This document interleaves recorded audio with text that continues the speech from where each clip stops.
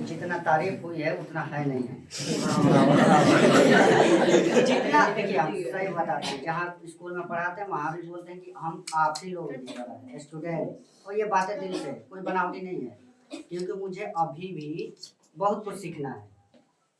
इसलिए हम अभी भी या चाहे मरते दम तक स्टूडेंट ही रहेंगे।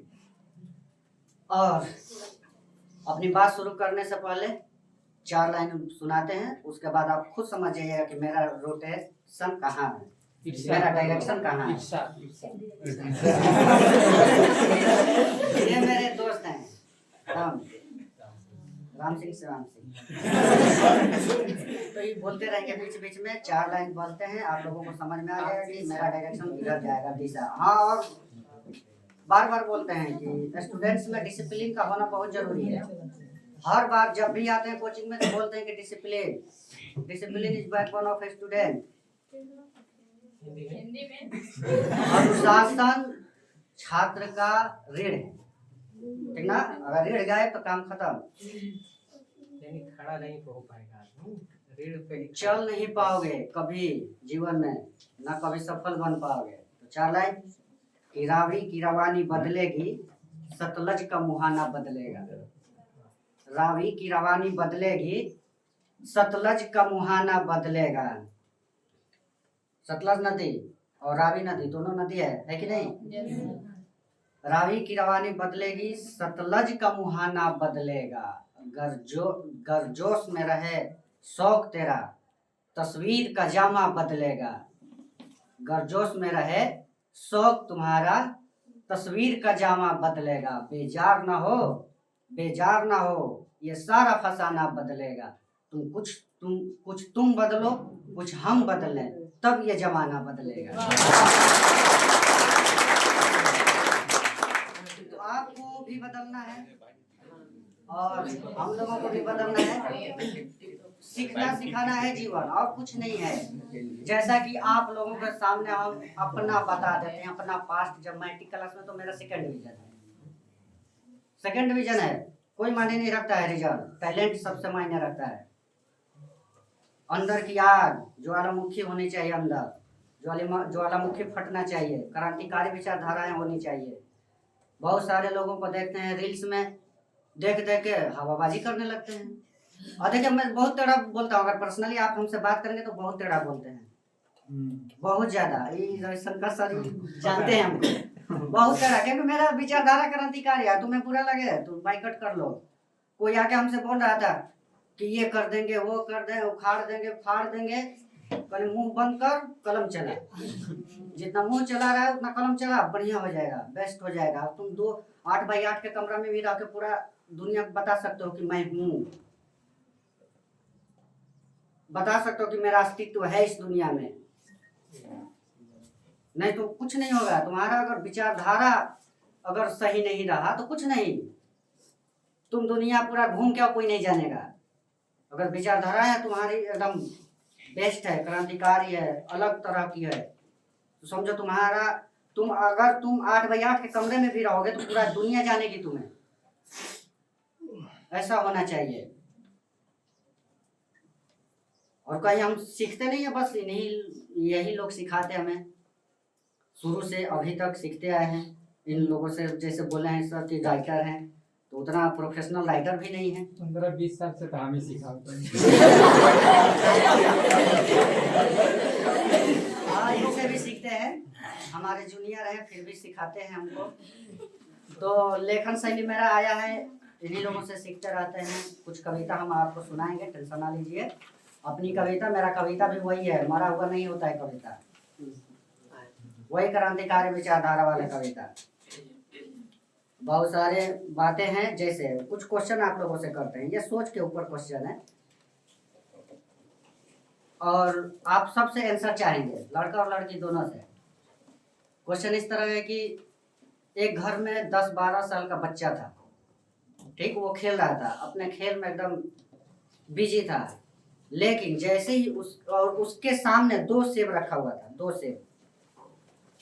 सेब रखा हुआ था जहां वो खेल रहा था।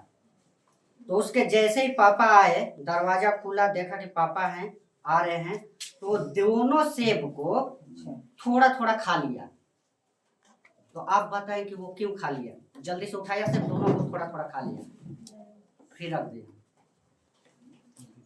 क्यों वो खाया सिर्फ? और कोई चखने की? और देखो ये सवाल बहुत जगह हम पूछे थे, मतलब अपने स्कूल में भी बोलते रहते हैं, 1 घंटा बोलते रहते हैं, तो बहुत सारे लोगों का जवाब आया कि देखिए सर, वो सोचा कि पापा आएंगे तो खा जाएंगे, झूठा कर देते हैं, नहीं खाएंगे, है कि नहीं? ऐसा ही बात है, लेकिन ये गलत सोच है। यही तो बात है, वो लड़का इसलिए दोनों को चखा ताकि मीठे वाले सेब को अपने पापा को दे सके। ये सोच के ऊपर डिपेंड करता है कि आप किस तरह के बच्चे हैं। और वो मीठा सेब आपका कुछ नहीं, आपका पढ़ाई, आपकी सफलता है। आप कितने मीठे फल आप अपने पिता को देते हैं, वो आपके ऊपर निर्भर करता है। ये सोच है अपना अपना। बाकी आप लोग क्या करते हैं क्या नहीं, लेकिन हम बार बार बोलते हैं कि अपने फैमिली को ध्यान दो, माता पिता को ध्यान दो। इतना कष्ट से वो तुम्हें इतना बड़ा किए हैं, इतना कष्ट, उनका ऋण चुका ही नहीं सकते हो, लेकिन हम लोग हवाबाजी करते रहते हैं। सोशल मीडिया का जमाना आ गया है, बस उसमें हवाबाजी चल रहा है। 480 ला देंगे तो 485 ला देंगे, करना कुछ नहीं है।